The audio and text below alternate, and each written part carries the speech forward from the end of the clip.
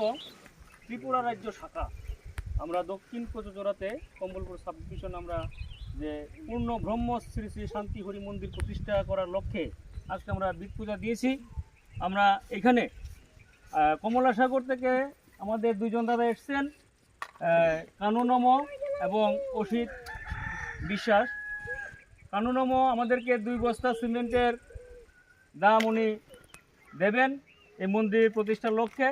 তাই আমি শ্রীহরির নিকট প্রার্থনা করি উনি দীর্ঘায়ু হোক, ওনার মঙ্গল হোক, উনি যেন ভবিষ্যতে আমাদের মন্দিরে আরও দান করতে পারেন, সেই জন্য আমি প্রভুর নিকট প্রার্থনা করি।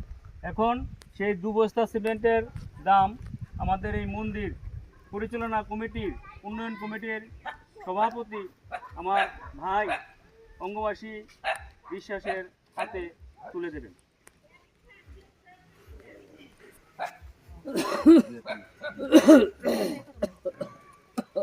হরি বল, হরি বল, হরি বল।